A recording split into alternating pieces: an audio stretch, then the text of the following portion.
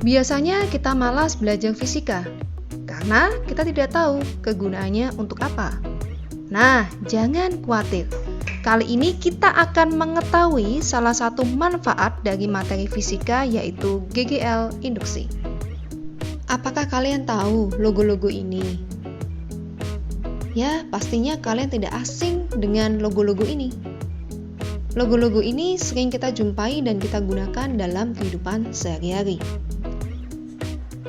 Apakah kalian tahu logo Wi-Fi? Semua logo ini ada kesamaan dengan logo Wi-Fi. Ya, wireless, artinya tanpa kabel. Logo-logo ini juga menandakan kalau fungsinya tanpa kabel. Lalu, apa hubungannya teknologi wireless ini dengan GGL induksi? Halo, perkenalkan, nama saya Elisa Teresina. Jadi hari ini kita akan belajar tentang materi GGL induksi. Adapun tujuan pembelajaran kita hari ini adalah peserta didik dapat memahami konsep tentang GGL induksi.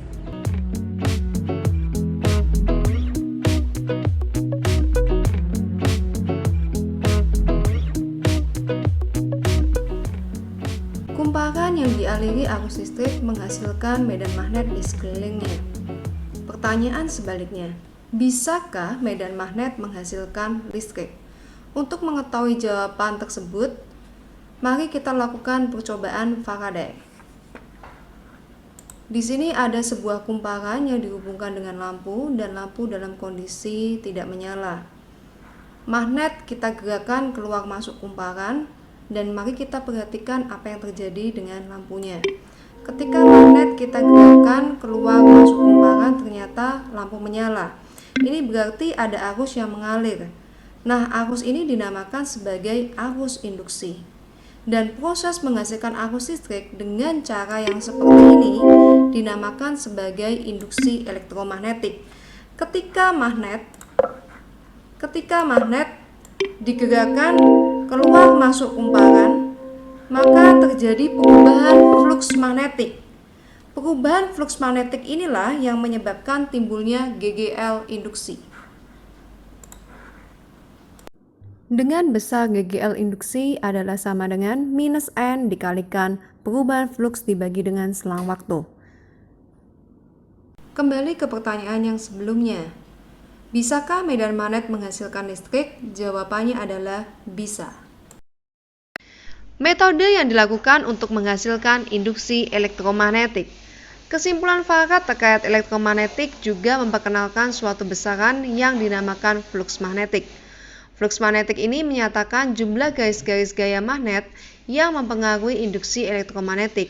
Faraday kemudian menuliskannya dalam sebuah perumusan. Fluks sama dengan medan magnet dikalikan dengan luas penampang dikalikan dengan cos theta, di mana theta merupakan sudut yang dibentuk antara induksi magnetik dengan garis normal. Sehingga dari perumusan di atas dapat diketahui bahwa induksi elektromagnetik dapat dilaksanakan dalam berbagai metode, yaitu pertama, menggerakkan loop atau penghantar di dalam medan magnet sehingga menghasilkan perubahan luas penampang. Kedua, menggerakkan barang magnet terhadap kumparan sehingga menghasilkan perubahan garis-garis gaya magnet. Ketiga, kumparan atau penghantar berputar pada medan magnet yang menghasilkan perubahan sudut theta. Nah, sekarang kita mau belajar tentang faktor-faktor apa saja yang mempengaruhi besar dari GGL induksi. Yang pertama adalah jumlah dari lilitan. Sekarang perhatikan, di sini ada dua buah lilitan. Yang pertama adalah lilitan dengan jumlah yang lebih sedikit, sementara yang satunya adalah lilitan dengan jumlah yang jauh lebih banyak. Sekarang kita akan perhatikan ketika magnet ini saya gerakkan keluar masuk kumparan, silakan kita bandingkan manakah lampu yang menyala lebih terang, yaitu magnet yang saya gerakkan pada kumparan dengan jumlah lilitan yang lebih banyak, ataukah pada magnet yang saya gerakkan keluar masuk pada kumparan dengan jumlah lilitan yang jauh lebih sedikit. Saya menggerakkan pada kumparan dengan jumlah lilitan yang lebih banyak dan inilah nyala pada lampunya. Sementara saya memasukkan magnet pada kumparan dengan jumlah lilitan yang lebih sedikit, mari kita perhatikan nyala lampunya. Ternyata nyala lampunya jauh lebih terang dibandingkan dengan kumparan dengan jumlah lilitan yang jauh lebih sedikit. Maka dari sini kita tahu bahwa salah satu faktor yang mempengaruhi besar dari GGL induksi adalah jumlah lilitan pada kumparan. Faktor yang kedua adalah kecepatan ketika menggerakkan magnet keluar masuk kumparan. Sekarang saya akan menggerakkan magnet dengan lebih lambat. Mari kita perhatikan bagaimana nyala pada lampunya.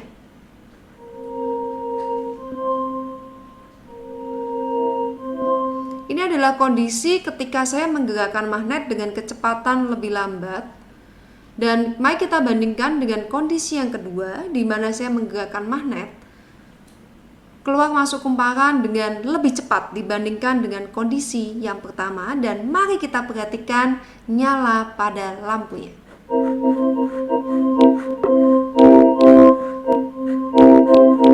Nah, di sini bisa kita lihat bahwa ketika saya menggerakkan magnet keluar masuk kumparan dengan lebih cepat, ternyata nyala pada lampunya jauh lebih terang daripada kondisi di mana saya menggerakkan magnetnya melambat. Ini berarti kecepatan ketika kita menggerakkan magnetnya ini pun juga mempengaruhi besar dari GGL induksi. Dan faktor yang ketiga yang mempengaruhi besarnya GGL induksi adalah besarnya kuat magnet yang digunakan.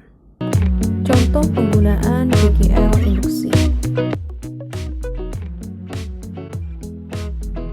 Prinsip kerja dinamo yaitu memutar kumparan di dalam medan magnet atau memutar magnet di dalam kumparan.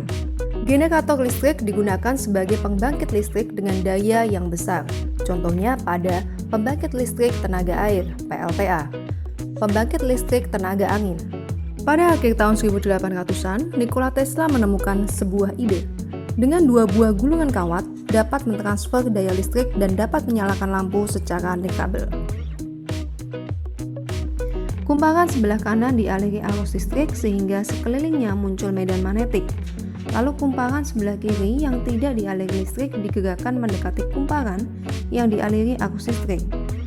Ternyata menyebabkan lampu yang dipasang pada kumparan kiri menyala. Nah, prinsip ini yang dipakai dalam teknologi wireless charging, di mana listrik dipindahkan tanpa kabel terhubung. Contohnya adalah wireless charging HP, kartu RFID, NFC. Pada wireless charging, tegangan listrik yang diterima disimpan di dalam baterai. Sementara pada kartu RFID dan NFC, tegangan yang diterima digunakan untuk menyalakan chip. Contoh dari kartu RFID dan NFC adalah flash, eKTP, e-money, pengaman barang di supermarket agar terhindar dari pencurian. Jadi hari ini kita sudah belajar bahwa perubahan flux magnetik menyebabkan timbulnya GGL induksi. Dan GGL induksi ini kita terapkan di dalam kehidupan kita sehari-hari. Nah, penemuan zaman dahulu diterapkan untuk teknologi modern saat ini. Oleh sebab itu, tetaplah semangat belajar fisika dan teruslah berinovasi, karena penemuan zaman dahulu tetap digunakan untuk inovasi teknologi modern saat ini.